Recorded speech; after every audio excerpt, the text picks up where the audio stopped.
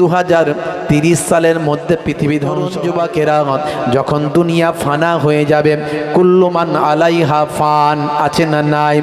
কুল্লু মান আলাইহা ফান ওয়া ইয়াবকা ওয়াজহু রাব্বিকা যুল জালালি ওয়াল ইকরাম। আমার আল্লাহ বলেন, হে দুনিয়ার মানুষ শুনে রেখে দাও, সব কিছু ফানা হয়ে যাবে, সব কিছু ফান হয়ে যাবে, সব কিছু ধ্বংস হয়ে যাবে, কেবলমাত্র আল্লাহ জাল্লা জালালাহুর তার ক্ষমতা, তার ভায়ামার, তার আমার আল্লাহর জালালিয়াত কেবলমাত্র থাকবে। হে তরুণ যুবকেরা, বন্ধুরা আমার, তরুণ যুবকেরা, পৃথিবী যখন ধুলোর মতো উঠতে থাকবে, আমার আল্লাহ যখন পাহাড়গুলোকে ধ্বংস করে দেবেন, ধুলোর মতো উঠতে থাকবে, আকাশ জমিন যখন ফানা হয়ে যাবে, পৃথিবী যখন ধ্বংসপ্রাপ্ত হবে, এমন কেউ মানুষ যখন জীবিত থাকবে না। মনে রাখবেন, তবে শুনে রাখুন, বুখারী শরীফের হাদিস, আল্লাহর নবী জানিয়ে দিয়েছেন, লা তাকুমু সাআত হাত্তা ইউকালা আল্লাহ আল্লাহ, ততদিন পর্যন্ত কিয়ামত হবে না যতদিন পর্যন্ত কোনো ঈমানদার আল্লাহ আল্লাহ বলার মতো মানুষ থাকবে। ভাইরা আমার, মাঝে মাঝে আমরা শুনি 2030 সালের মধ্যে পৃথিবী ধ্বংস হবে, কেউ বলে 32 সালে ধ্বংস হবে, এর আগে বলেছিল 20 সালের মধ্যে ধ্বংস হয়ে যাবে। তবে মনে রাখবেন, যারা আমরা ঈমানদার, আমাদের বিশ্বাস করতে হবে, বুখারী শরীফের হাদিস, আল্লাহর নবী জানিয়েছেন, ততদিন পর্যন্ত কিয়ামত হবে না যতদিন পর্যন্ত এই ভুবনে, এই ধুলোকে, এই পৃথিবীর জমিনেতে একজন আল্লাহ আল্লাহ বলা ঈমানদার পৃথিবীর জমিনে থাকবে। জোরে হবে না? বন্ধুরা আমার, তরুণ যুবকেরা আমার, পৃথিবী আকাশ চন্দ্র সূর্য যখন ফানা হয়ে যাবে, সমস্ত কুল মাখলুকাতের রূহগুলো যখন বেরিয়ে যাবে, কেবলমাত্র জীবিত আছেন আজরাইল ফেরেশতা, আর আমার আল্লাহ আছেন, আল্লাহ জাল্লা জালালাহু, আমার আল্লাহর শান, আমার আল্লাহর জাত, এছাড়া আর কিছু জিন্দা নাই, আর কোনো কারোর অস্তিত্ব নাই, কেবলমাত্র আজরাইল ফেরেশতা আছে। আমার আল্লাহ বললেন, হে আজরাইল, কেউ কি জীবিত আছে? বলে, আল্লাহ কেউ নাই, কেবলমাত্র জীবিত বলতে আমি আছি, আর কেউ নাই, আর আপনি জাল্লা জালালাহু, আপনি আছেন, এছাড়া আর কোনো কিছু জিন্দা নাই, সব ধ্বংস হয়ে গেছে। আপনার নির্দেশে ফেরেশতা জিবরাইলের রূহটা কবজ করা হয়েছে, আপনার নির্দেশে ফেরেশতা মিকাইলের রূহটা কবজ করা হয়েছে, আপনার নির্দেশে ফেরেশতা ইসরাফিলের রূহ পর্যন্ত কবজ করা হয়েছে, সব ফানা হয়ে গেছে, কেবলমাত্র আমি জিন্দা আছি। কোনো মানুষ নাই, কোনো পশু পাখি নাই, কোনো জীবজন্তু নাই, কোনো রকম আকাশ পাতাল ধুলো কোনো কিছু তার নিজের অস্তিত্বের জায়গায় নাই, সব কিছু ফানা হয়ে গেছে, ধ্বংসপ্রাপ্ত হয়েছে, কেবলমাত্র আমি আজরাইল জীবিত আছি। আমার আল্লাহ বলবেন, হে আজরাইল, তুমি তোমার রুহুটা, তুমি তোমার প্রাণটা, তুমি তোমার আত্মাটা, তুমি তোমার রুহুটা কবজ করে নাও। হে তরুণ যুবকেরা, বন্ধুরা আমার, তরুণ যুবকেরা, এমন সময় দেখতে পাওয়া যায়, আজরাইল ফেরেশতা বলতে থাকবেন, আয় আমার মাবুদ আল্লাহ, আমি কেবল বেঁচে আছি, আপনারই তো তাসবিহ করি। ফেরেশতারা খায় না, পান করে না, ফেরেশতারা খায় না, পান করে না, ফেরেশতারা কেবল তাসবিহ করে।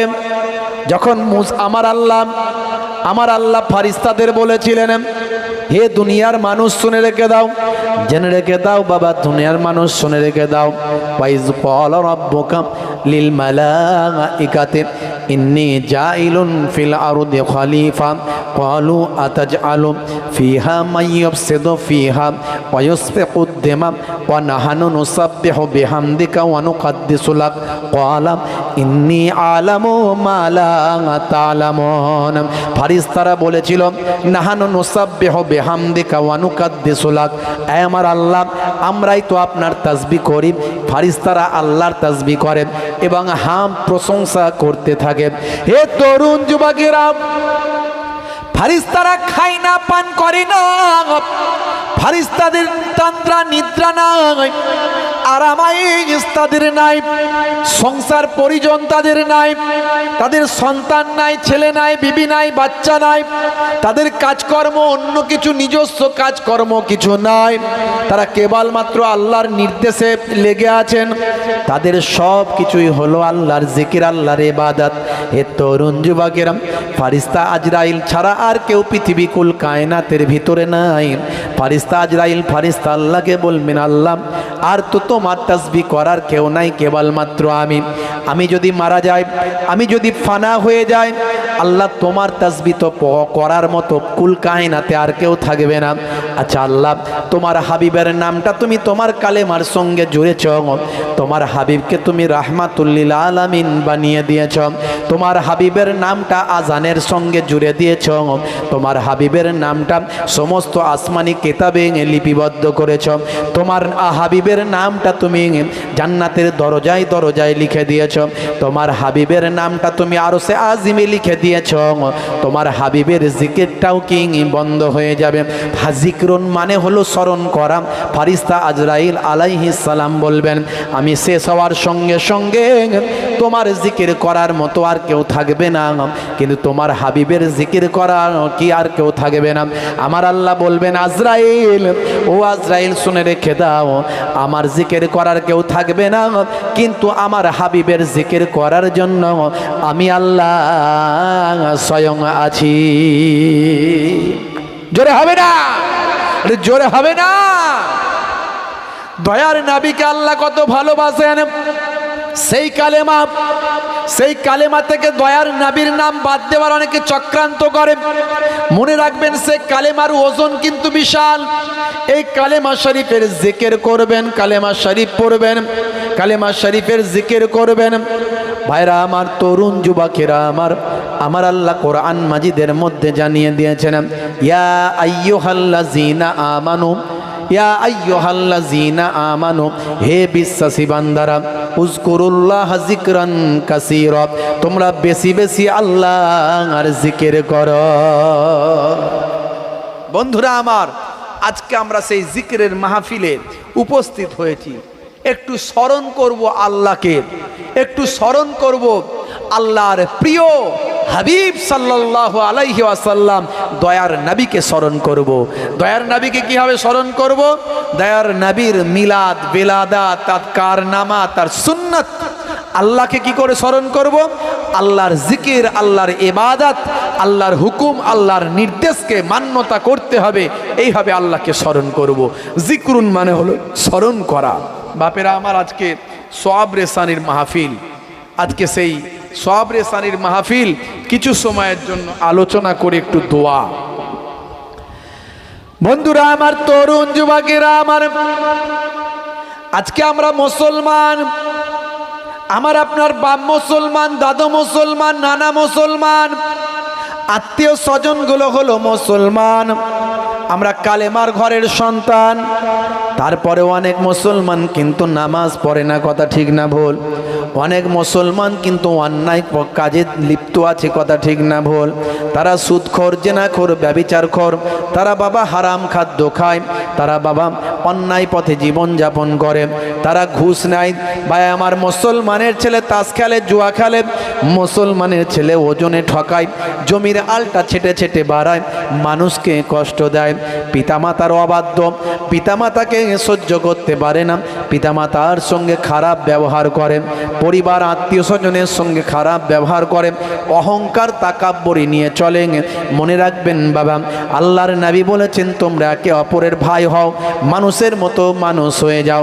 লা তাকাতাউ ওয়ালা তাদাবারু ওয়ালা তাবাগাজু ওয়ালা তাহাসাদু ওয়া কুনু ইবাদাল্লাহি ইখওয়ানান, তোমরা একে অপরের থেকে বিচ্ছিন্ন হইও না, একে অপরের পরনিন্দা করো না, একে অপরের প্রতি বিদ্বেষ পোষণ করো না, একে অপরের প্রতি হিংসা বিদ্রুপ করো না।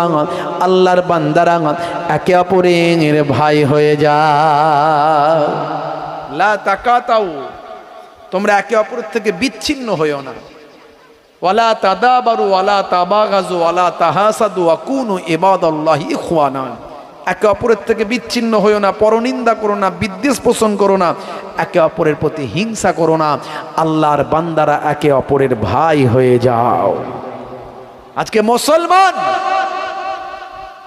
আমরা আজকে একে অপরের প্রতি বিদ্বেষ, মনোমালিন্য, হিংসা, বিদ্রুপ, আমরা একে অপরের প্রতি ঘৃণা, অহংকার, তাকাব্বরি আছে না নাই বলেন? সমাজে আছে না নাই?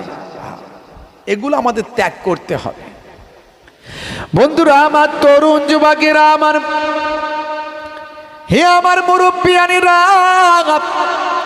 হে জওয়ান যুবকেরা, শুনে রেখে দিন বাবা, সেই মুসা কালিমুল্লাহ আল্লাহকে বলেন, আল্লাহ, মুসা কালিমুল্লাহকে একজন জিজ্ঞাসা করে, এই জামানায় সবচেয়ে জ্ঞানী মানুষকে? ও আল্লাহর পয়গম্বর, আপনি তো পয়গম্বর, আপনি নবী, আপনি হলেন একজন রাসূল। হে তরুণ যুবকেরা, মনে রাখবেন, যিনি নবী তিনি রাসূল নাও হতে পারেন, কিন্তু যিনি রাসূল তিনি মাস্ট বি নবী, তিনি অবশ্যই নবী। আবার বলছি, ভালো করে মনে রাখুন, যিনি নবী তিনি রাসূল নাও হতে পারেন, কিন্তু যিনি রাসূল তিনি মাস্ট বি নবী, তিনি অবশ্যই নবী। সব খারি খারো, কিন্তু সব খারো খার নয়। ছোটবেলায় আমরা পড়েছিলাম, মনে রাখবেন, চকচক করলেই সোনা নয়, কিন্তু সোনা অবশ্যই চকচক করে। ভালো করে একটা উদাহরণ, যদিও এই উদাহরণগুলো নবী রাসূলদের ক্ষেত্রে প্রযোজ্য নয়, দেওয়া উচিত নয়, তবু মানুষের, সাধারণ মানুষের বোঝার ক্ষেত্রে বলছি, বুঝতে পারছেন? যিনি নবী তিনি রাসূল নাও হতে পারেন, কিন্তু যিনি রাসূল তিনি অবশ্যই নবী। মুসা কালিমুল্লাহ একজন নবী ছিলেন, রাসূলও ছিলেন, মানে তিনি রাসূল, মানে তিনি অবশ্যই নবী। হে তরুণ যুবকেরা, মুসা কালিমুল্লাহকে জিজ্ঞাসা করছেন একজন বান্দা, মুসা নবীর একজন উম্মত, এই জামানার সবচেয়ে বেশি জ্ঞানী মানুষটাকে? মুসা কালিমুল্লাহ 7-5 না ভেবে তিনি বললেন, এই জামানায় আমি হলাম সবচেয়ে বড় পয়গম্বর, আমি হলাম সবচেয়ে বড় নবী, আমার সঙ্গে আল্লাহ কালাম করেন, কথা বলেন। তাই এই জামানায় সবচেয়ে বড় জ্ঞানী মানুষ, সবচেয়ে বড় পণ্ডিত, সবচেয়ে বড় আলেম আমি মুসা কালিমুল্লাহ। আমার আল্লাহ নারাজ হয়ে গেলেন, আল্লাহ নারাজ হয়ে গেলেন। হে নবী মুসা, তুমি এটা কি বললে? তুমি নিজে থেকে বলে দিলে যে তোমার থেকে জ্ঞানী মানুষ আর কেউ নাই, তোমার থেকে জ্ঞানী আর কেউ নাই, পণ্ডিত আর কেউ নাই। এর দ্বারা কি বোঝাচ্ছে বলুন তো? আমার আল্লাহ অহংকার পছন্দ করেন না। মুসা নবী অহংকারের সুরে বলেননি, কিন্তু তারপরেও তার কথাটার মধ্যে যে একটা, আমি তো নবী, তার মানে আমিই সবচেয়ে বড় জ্ঞানী, তিনি অহংকারের সুরে বলেন। নবীরা কোনোদিন অহংকার করেন না, ভালো করে বুঝবেন। কিন্তু তার কথাটা বলা, এই বলাটাও আল্লাহ পছন্দ করলেন না। আমার আল্লাহ জানিয়ে দিলেন, হে নবী মুসা, শুনে রেখে দাও, ভুল হয়ে গেল, তোমার থেকেও বড় জ্ঞানী মানুষ আছে। তাই নাকি? আল্লাহ বলে, হ্যাঁ। হে তরুণ যুবকেরা, হে আমার বন্ধুরা, শুনে রেখে দিন বাবা, জেনে রেখে দিন বাবা। এমন সময় আল্লাহকে বললেন, আল্লাহ তাহলে সেই জ্ঞানী মানুষটা কে আমাকে একটু জানিয়ে দিন, তার সঙ্গে আমি দেখা করতে চাই। আমার আল্লাহ বললেন, শুনে রেখে দাও, তার সঙ্গে দেখা করতে গেলে তোমাকে অনেক মেহনত করতে হবে। হে নবী মুসা, শুনে রেখে দাও, জেনে রেখে দাও, মাজমুআতুল বাহরাইন, মাজমাউল বাহরাইন, যেখানে দুটো সমুদ্র জামা হয়ে গেছে, এই মাজমুআতুল বাহরাইন বা মাজমাউল বাহরাইন, এই দুই সমুদ্রের জমা হওয়া, যে মোহর, যে জমা হওয়া, যেখানে দুটো সমুদ্রের মিলনস্থল, সেই জায়গায় আমার এক বন্ধু সেখানে আছে।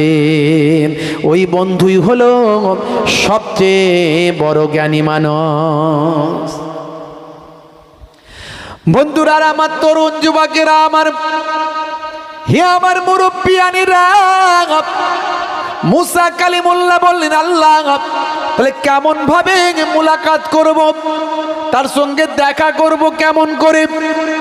আল্লাহ বললেন, মুসা, তার সঙ্গে দেখা করতে গেলে তোমাকে একটা প্রসেস অবলম্বন করতে হবে, একটা রুলস মেনটেন করতে হবে। তুমি সঙ্গে একজন তোমার পছন্দ মতো ব্যক্তি নেবে, আর তোমার ব্যাগের ভিতর একটা ভাজা মাছ নিয়ে নেবে। ওই ভাজা মাছ নিয়ে তুমি নীলদরিয়ার ধার দিয়ে চলতে থাকবে। চলতে চলতে চলতে চলতে তুমি ক্লান্ত হয়ে যাবে, তুমি ঘুমিয়ে পড়বে। তোমার ভাজা মাছকে আমি আল্লাহ জিন্দা বানিয়ে দেব। সে তোমার ব্যাগ থেকে বের হয়ে ওই নদীর উপর দিয়ে একটা আলপনা এঁকে দিয়ে চলে যাবে, একটা ডাক টেনে দিয়ে চলে যাবে। ওই ডাক ধরে ধরে তুমি চলতে থাকবে। ওই যেখানে গিয়ে দাগটা শেষ হবে সেই জায়গাটা হলো দুটো নদীর, দুটো সমুদ্রের মিলনস্থল।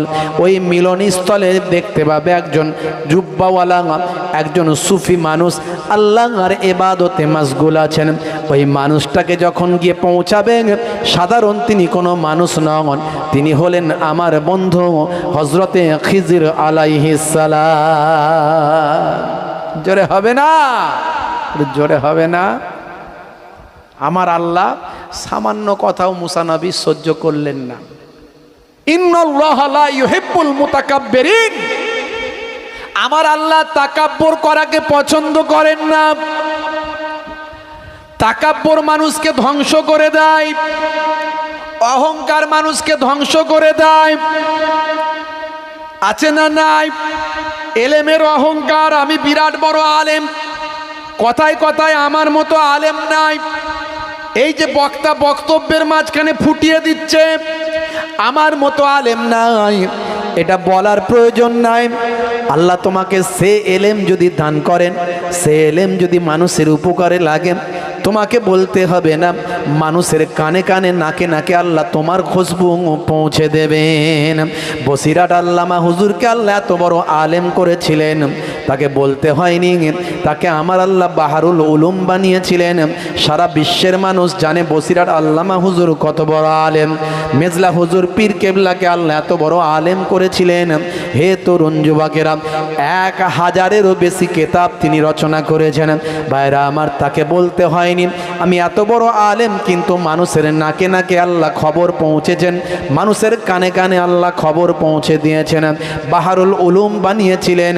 ভাইরা আমার, তাকে আল্লাহ এত বড় এলেমের সামানদার করে দিয়েছিলেন। হে তরুণ যুবকেরা, কিছু মানুষ একটু এলেম শিখেছে, এলেমের অহংকার করে, আছে না নাই? কিছু মানুষের পয়সা হয়েছে, একটু গাড়ি বাড়ি হয়েছে, গাড়ি বাড়ি একটু জমি জায়গা কিনেছে, আগে ছিল না এখন হয়েছে, সেই নিয়ে অহংকার, আছে না নাই? হে তরুণ যুবকেরা, কারো শরীর আছে, শরীরের অহংকার, দেখেছিস আমার বডি, হ্যাঁ, আছে না নাই? ভাইরা আমার, কেউ হয়তো একটু দেখতে সুন্দর, সৌন্দর্যের অহংকার, আছে না নাই?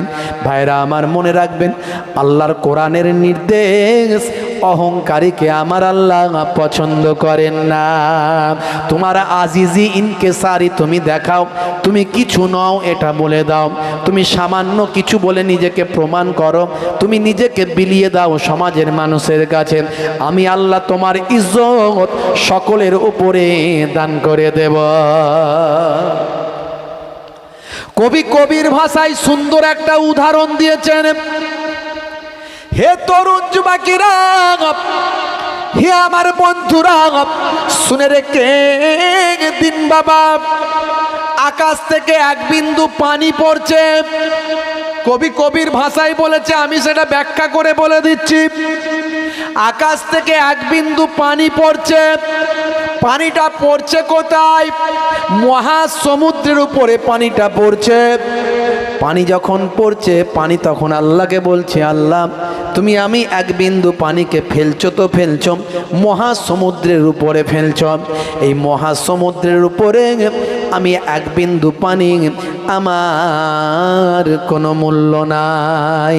কবিরা হলেন ভাবুক, তার ভাবনা থেকে লিখেছেন, সেটাকে আমি ব্যাখ্যা করে বলছি, আসলে মূল্যটা বোঝানোর জন্য বলছি।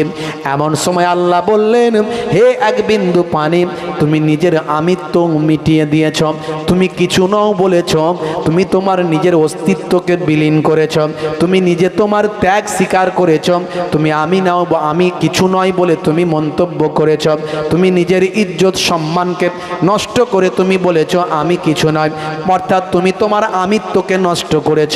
হে তরুণ যুবকেরা, শুনে রেখে দিন, কবি বলেন আমার আল্লাহ তখন ওই এক বিন্দু পানিকে বলল, হে এক বিন্দু পানি দাঁড়াও, অপেক্ষা করো। এই তামাম সমুদ্রের পানিকে আমি আল্লাহ যে সম্মান দিইনি, সেই সম্মান আমি তুমি এক বিন্দু পানিকে দেব। এমন সময় আমার আল্লাহ এই সমুদ্রের পানিকে বললেন, হে সমুদ্রের পানি তুমি শাক হয়ে যাও, দুটুকরো হয়ে যাও, তোমার নিচে গভীরে যেতে দাও, একেবারে তলদেশে যেতে দাও। তলদেশে ছিল একটা ঝিনুক, হে ঝিনুক তুমি তোমার মুখটা খুলে দাও, এক বিন্দু পানিকে তোমার পেটে স্থান দাও। এমন সময় তাই হলো, ঝিনুকের পেটে গেল। ওই ঝিনুকের পেটে এক বিন্দু পানি থেকে আমার আল্লাহ মতি তৈরি করলেন। ওই মতিটাকে আমার আল্লাহ তুলে নিয়েছে, রাজার রাজমুকুটে স্থান দিলেন। তামাম সমুদ্রের পানিকে যে সম্মান আল্লাহ দিলেন না, ওই এক বিন্দু পানিকে সেই সম্মান দিলেন। কবি কবির ভাষায় বুঝিয়ে দিলেন, তুমি তোমার আমিত্বকে মিটিয়ে দাও, তুমি তোমার অস্তিত্বকে মিটিয়ে দাও, আমি কিছু নও এটা বলে তুমি আজই জিনকে সারি করো, তোমার সম্মান বাড়াবেন কে? জেনে বলেন কে? তাহলে অহংকার করা যাবে না।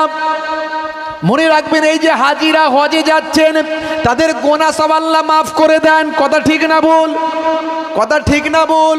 কিন্তু শয়তান আরো বেশি পেছনে ধরবে না ধরবে না? ধরে বলেন, ধরবে না ধরবে না? হ্যাঁ, বাজারে একটা পকেট মার খবর পেল যে ওর পকেটে 2000 টাকা আছে, পেছনে লেগেছে খুর নিয়ে, যদি মাল একটু সাইড করতে পারি 2000 পাবো। কথা ঠিক না বল? কিন্তু যখনই বুঝতে পেরে গেল আর একটা লোক ঢুকেছে গরু কিনতে 50,000 টাকা নিয়ে, তখন 2000-এর পেছনে ছুটবে না 50,000-এর পেছনে ছুটবে? সঙ্গে সঙ্গে গিয়ার চেঞ্জ করে গাড়ি স্টিয়ারিং ঘুরিয়ে নিল, বললো 2000 যাক, 50,000 আসুক।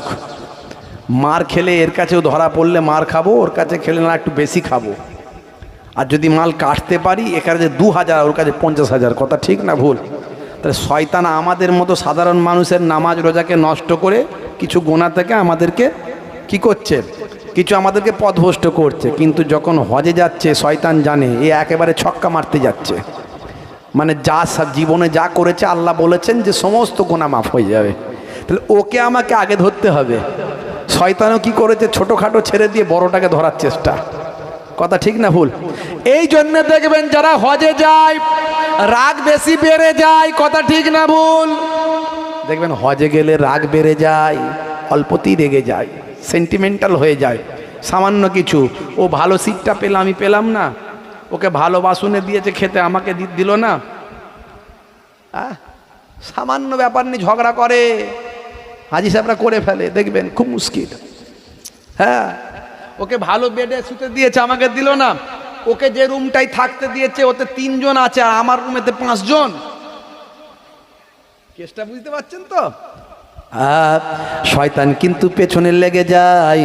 এই জন্য হজে গেলে সবচেয়ে আগে গুসা রাগটাকে কন্ট্রোল করতে হয়।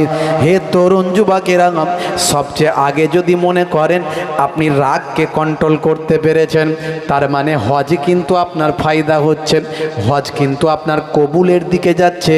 তার কারণ হলো হজে গেলে মানুষ রাগকে কন্ট্রোল করতে পারে না। এই রাগকে কন্ট্রোল করা সবচেয়ে বড় জিনিস। সামান্য সামান্য ব্যাপার নিয়ে হাজি সাহেবরা ঝগড়া করে ফেলে। খবর নিয়ে দেখবেন, আমার জানা আছে, আল্লাহ আমাকে 2 বার নিয়ে গেছে, আমি দেখে এসেছি।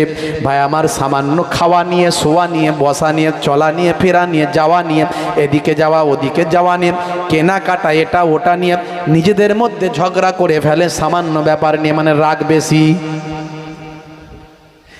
তখন সে ভাবে আমার তো এত রাগ নয়, এখানে রাগ বাড়লো কেন? সে জানে না যে আমি ছক্কা মারতে এসেছি, শয়তান আমার পেছনে সবচেয়ে আগে লেগেছে, কারণ ও 2000 টাকা পেতে চায় না, 50,000 টাকা পেতে চায়। বুঝতে পারছেন কথা? বন্ধুরা আমার, তরুণ যুবকেরা আমার, মুরব্বিয়ানেরা শুনে রেখে দেন। তাহলে হজে গেলে আপনাকে ও চিন্তা করলে হবে না কোন বিছানায় শুলাম, কোন খাবারে প্লেটে খেলাম, কোন রুমে থাকলাম। আপনাকে মনে করতে হবে আমি আল্লাহর ঘরে এসেছি, রাসূলের দরবারের মেহমান হয়েছি, যে হালতে থাকি না কেন তাতে আমি খুশি। শয়তান আপনার কাছে লেগে পারবে না, আপনার সঙ্গে লেগে পারবে না। এরকম সামান্য সামান্য জিনিস নিয়ে আপনাকে শয়তান কিন্তু আসল জায়গা থেকে সরিয়ে দিতে চায়। বন্ধুরা আমার, তরুণ যুবকেরা আমার, তাই ইমানদারদেরকে কথা বললে বুঝে কথা বলতে হবে। আপনি নামাজি, আপনি দাড়িওয়ালা, আপনি দরবেশ, আপনি আল্লাহওয়ালা, আপনার মধ্যে শুকরের ভাবটা বেশি থাকবে, শুকরিয়া। আপনি যে হালতে থাকবেন সে হালতেই শুকরিয়া আদা করবেন। আল্লাহ, আমি তো এত সুন্দর আছি, ভালো আছি, কত মানুষ কত কষ্টে আছে, কত বিপদের মধ্যে আছে। আমার সামান্য ঘাম, সামান্য জ্বর, সামান্য সর্দি, সামান্য পেটের প্রবলেম, কত মানুষ আরও কত কষ্টের মধ্যে আছেন। আমি আল্লাহর কাছে শুকরিয়া আদা করি, আল্লাহ আমাকে যে হালতে রেখেছেন। এই মাশকুর বাবা, শুকুরওয়ালা মানুষ আপনাকে হতে হবে। শয়তান আপনাকে ধোঁকা দিতে পারবে না, সরে যাবে। হে তরুণ যুবকেরা, হে আমার মুরব্বিয়ানেরা, আর 3 নাম্বার কথা হলো, কেউ আপনার যদি উপকার করেন তাকে আপনাকে ধন্যবাদ দিতে হবে। এই ধন্যবাদ দেওয়ার অভ্যাস কিন্তু মানুষ সরে যায়।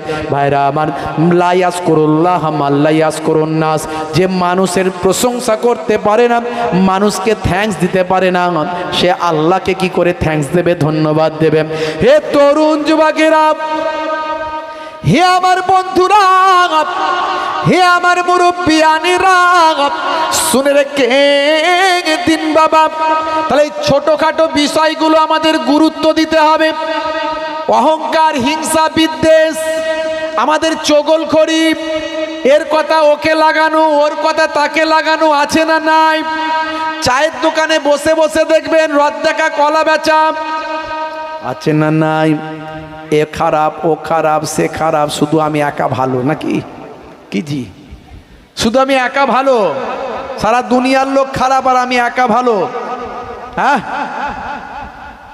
চায়ের দোকানে বসে বসে শুধু বলেন who are you, who are you, who are you.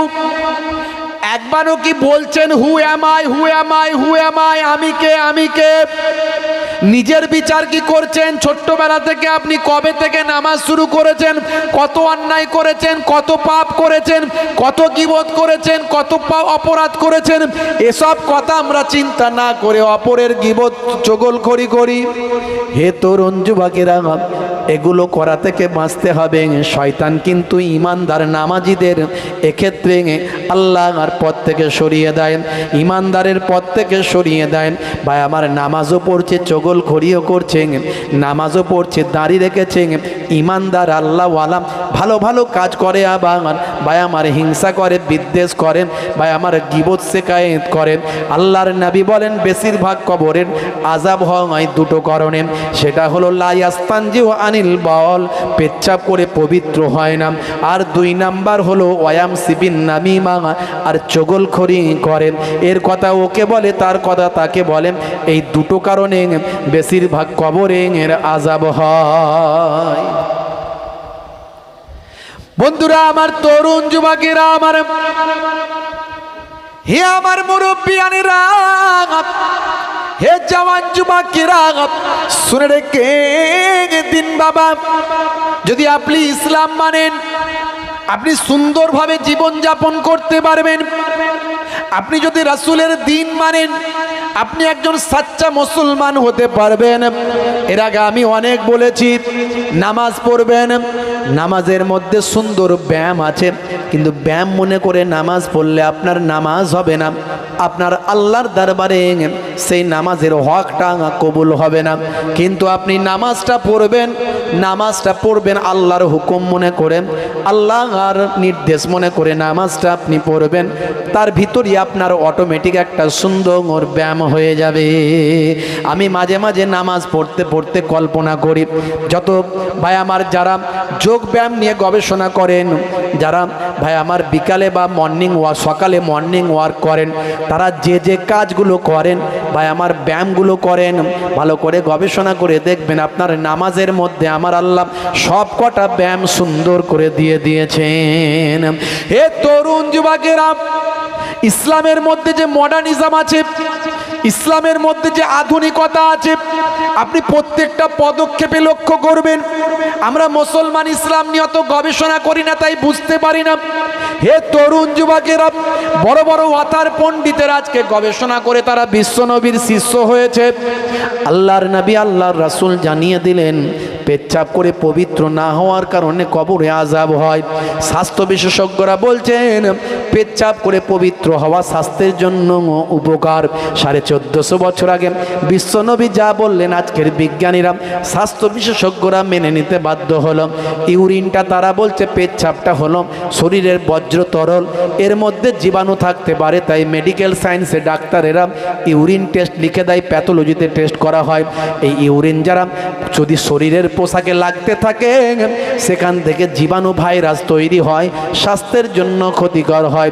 আল্লাহর নবী বলেন পেচ্ছাপ করে পবিত্র হতে হবে। পেচ্ছাপ করে পবিত্র না হওয়ার কারণে বেশিরভাগ কবরের আযাব হয়। হে তরুণ যুবকেরা, আল্লাহর নবী বলেন পেচ্ছাপটা বসে করতে হবে, বসে করা হলো সুন্নত। ভাইরা আমার, তরুণ যুবকেরা আমার, যারা জিন্সের প্যান্ট পরে তারা কি বসে করে না দাঁড়িয়ে চালায়? কথা ঠিক না ভুল ভাই? যারা জিন্সের প্যান্ট পরে সারা সারা দিন, নায়ক আর গায়ক আছে না? নাই। মুসলমানের ছেলে শাহরুখ খানের ভক্ত, স্কিন টাইট গেঞ্জি, স্কিন টাইট প্যান্ট, জিন্সের প্যান্ট আবার 3 জায়গায় ছেঁড়া। কিরে ভাই, পরে গিয়ে ছিঁড়েছো নাকি? না হুজুর, এসব আপনারা বুঝবেন না। বুঝবো না মানে? বুঝালেই তো বুঝবো। ইউ টেল মি, বলো আমাকে। আরে ভাই, একটু পড়াশোনা তো করেছি রে ভাই। 15 বছর একটা হাই সেকেন্ডারি স্কুলে শিক্ষকতার কাজে যুক্ত আছি। একটা উচ্চ মাধ্যমিক হাই সেকেন্ডারি স্কুলে শিক্ষকতা করি 15 বছর ধরে। একটু মাস্টার ডিগ্রি করেছি, টাইটেল MA, এইসব করেছি, বিএড ফিএড। তো একটু বোঝালে কি বুঝবো না? বোঝাও। বলে হুজুর এটা সলেমান খানের স্টাইল। ওই বাপরে বাপ, সে কি বলে? হ্যাঁ, হাতে পড়েছে বালা, কানে লাগিয়েছে দুল। মুসলমানের ছেলে, মাথায় পেছনে লম্বা ছুচালো চুল, চারিদিকটা ফাঁকা, ওপরটা ঢাকা, তাতে আবার রং করেছে কাকাতুয়ার মাথায় ঝুটি, খ্যাক্সিয়ালি পালাই ছুটি। গরু বাছুর দাঁড়িয়ে আছে আর ঘুঙু পাখি ডাকছে গাছে। বুঝতে পারছেন? মুসলমানের ছেলে, রাগ করবেন না ভাই। হে তরুণ যুবকেরা, একটু শুনে রাখা চাই, আমি আপনাদের মাঝখানে মোহেবুল্লাহ হুসাইনি বলে দিয়ে যাই। ভাইরা আমার, তরুণ যুবকেরা মনে রাখবেন বাবা, একটুখানি খেয়াল রাখবেন। আল্লাহর নবী যা বলেছেন সবের মধ্যে বিজ্ঞান আর বাস্তবতা পাওয়া যায়। দয়ার নবী বললেন পেচ্ছাপটা বসে করবে, এটা হলো সুন্নত। বসে পেচ্ছাপ করলে মেডিকেল সায়েন্স বলছে স্বাস্থ্যের জন্য উপকার। ভাইরা আমার, কি করে?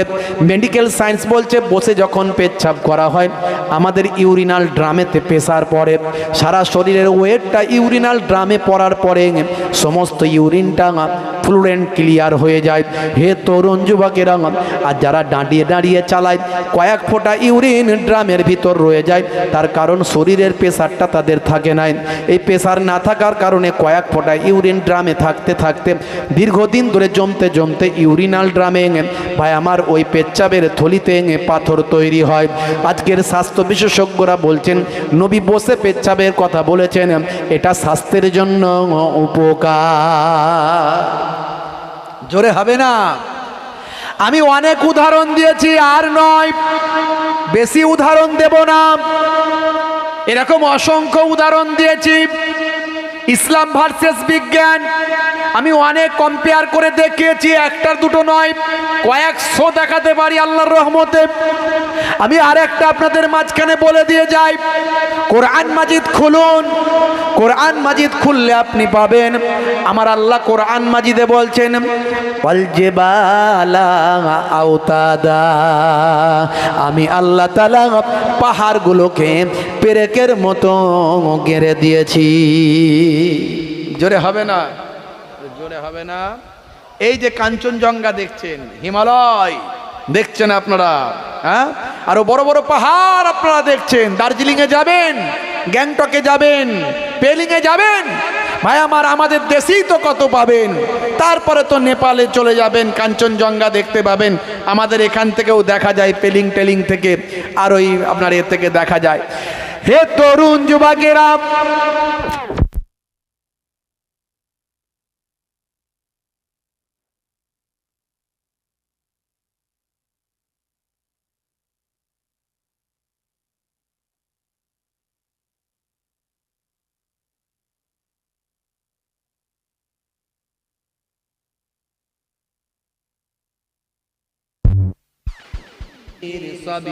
তুমি রাসূল খোদা শাহিদো জাহান, তুমি রাসূল খোদা শাহিদো জাহান, আমার ঈমান আমার দিন আমার জান, আমার ঈমান আমার দিন আমার জান। আল্লাহুম্মা সাল্লি আলা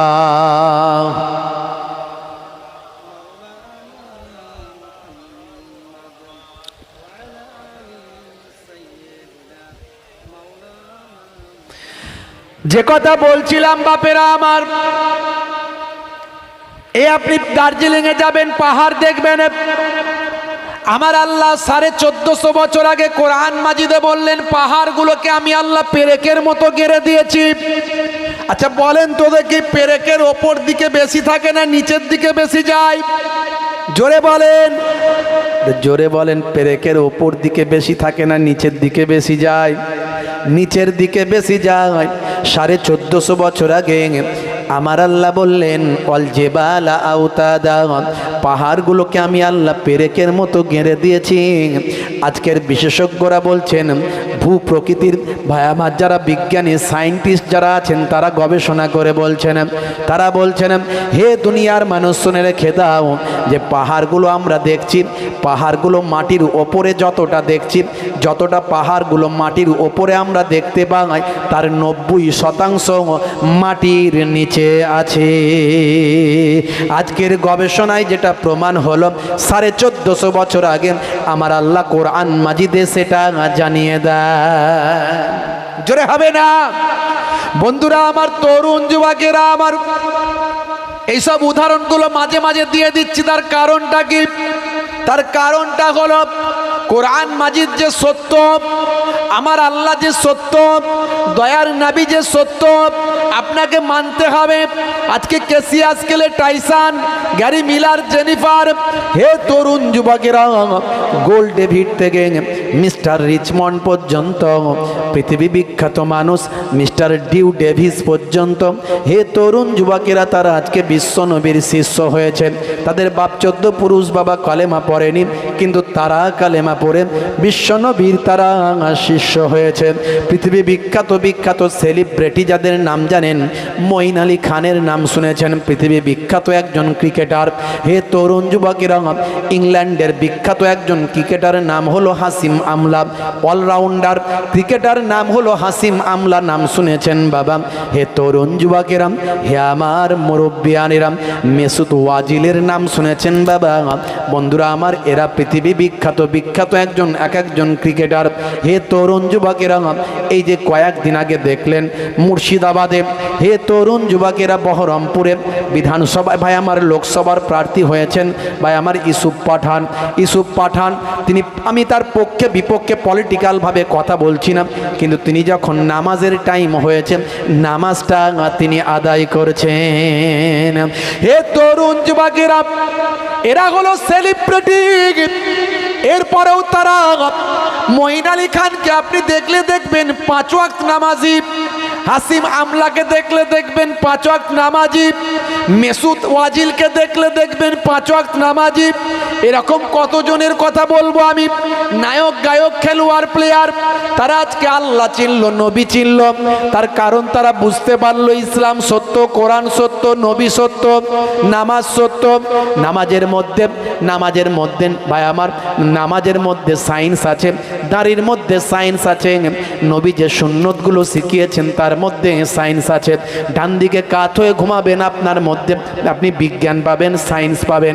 আমি এর আগেও বলেছি, নতুন করে আর বলতে চাইছি না। বাম দিকে আমাদের হার্ট থাকে, সায়েন্স বলছে বাম দিকে যদি কেউ ঘুরে ঘুমায় তার শরীরের প্রেসারটা হার্টে পড়তে পারে, হার্টে প্রেসার পড়লে ব্লাড সার্কুলেশন বন্ধ হতে পারে। হার্টের কাজ হলো পাম্পিং করে ব্লাডকে সার্কুলেশন করা, পায়ের নখ থেকে মাথার চুল পর্যন্ত পৌঁছে দেওয়া। আর ব্লাড সার্কুলেশন বন্ধ হলে প্যারালাইজড হতে পারে, হার্ট অ্যাটাক হতে পারে, শরীরের কোনো অসুখ হতে পারে। নবী তাই বললেন, মানুষ অভ্যাসের দাস, অভ্যাস করলেই হবে। মানুষ যদি ডান দিকে কাত হয়ে ঘুমায় তার শরীরে হার্টে কোনো প্রেসার পড়ে না, শরীরটা ভালো থাকে। এরকম অসংখ্য উদাহরণ দিতে পারি। নবী বলেছেন চেটে পুচে খেতে, নবী বলেছেন বসে পানি পান করতে। অনেক উদাহরণ দেওয়া যায়। খাবেন যখন পরিমিত খাবার খাবেন। তারা গবেষণা করল, মেসুদ ওয়াজিলরা গবেষণা করল, ভাই আমার হাসিম আমলারা গবেষণা করে দেখলো ইসলাম যা বলেছে সবের মধ্যে বিজ্ঞান আছে, সবের মধ্যে বাস্তবতা আছে। তারা অবাক হয়ে গেল, 1450 বছর আগে সব কথা কোরআনে কেমন করে বলা হলো, এসব কথা হাদিসে কেমন করে বলা হলো, দয়ার নবী এগুলো কেমন করে জানলেন? সে সময় তো প্যাথোলজি ছিল না, সে সময় তো কোনো কম্পিউটার মেশিন ছিল না, সে সময় তো কোনো ভাই আমার মাইক্রোস্কোপ, স্টেথোস্কোপ, ব্যারোমিটার, থার্মোমিটার ভাই আমার এসব কিছু ছিল না। সেই সময় নবী আমার কেমন করে জানলেন? প্যাথোলজি ছিল না, গবেষণা কেন্দ্র ছিল না, ইসরো ছিল না, নাসা ছিল না। হে তরুণ যুবকেরা, তারা বিশ্বাস করল আল্লাহ সত্য, কোরআন সত্য, দয়ার নবী সত্য। কিন্তু দুর্ভাগ্য আজকে মুসলমান, আমরা সব কিছু জেনেও কিন্তু আজকে নামাজ পড়ি না। কথা ঠিক না ভুল? জোরে বলেন, কথা ঠিক না ভুল? মিলাদুন নবীতে যাই, গরুর গোস্ত খায়, সলিমউদ্দিন নাম আমার ভাই, হুজুর দেখলি সালাম দি, অসুবিধা নাই। কিন্তু নামাজের টাইম হলে মুয়াজ্জিন যখন আজান দেয় তখন বলে আগে কাজ করব না নামাজ পড়ব, জানতে চাই কাজ না করলে কি খাবো ভাই? তাই নামাজ পড়ার টাইম নাই। আছে না নাই? নামাজের ওয়াক্তটা হবে যখনই, মসজিদে চলে যাও তুমি তখনই। জোরে হবে না? হে তরুণ যুবকেরা, তাহলে আপনাকে আমাকে ভাবতে হবে, নবীর সুন্নতগুলো মানতে হবে, আল্লাহর নির্দেশগুলো মানতে হবে, নিজের অহংকার, তাকাব্বরি, হিংসা, বিদ্বেষকে ছাড়তে হবে। ভাই আমার সামান্য কথার যদি আপনার মধ্যে অহমিকা আছে, আল্লাহ নারাজ হবেন। মুসা কালিমুল্লাহ সামান্য কথা যেটা বলেছিলেন যে এই জামানায় আমি জ্ঞানী, আমার থেকে আর জ্ঞানী কে আছে, এই কথাটাও আমার আল্লাহ পছন্দ করলেন না। আমার আল্লাহ বললেন হে নবী মুসা, চলে যাও, চলে যাও, অমুক জায়গায় চলে যাও, মাজমুআতুল বাহরাইন, দুই সমুদ্রের জামা হওয়া, দুই সমুদ্রের মিলনস্থল, সেইখানে গিয়ে দেখবে আমার একজন নেক বান্দা, তার নাম হলো হযরতে খিজির আলাইহিস সালাম। তিনি হলেন তোমার থেকেও বড় জ্ঞানী। জোরে হবে না?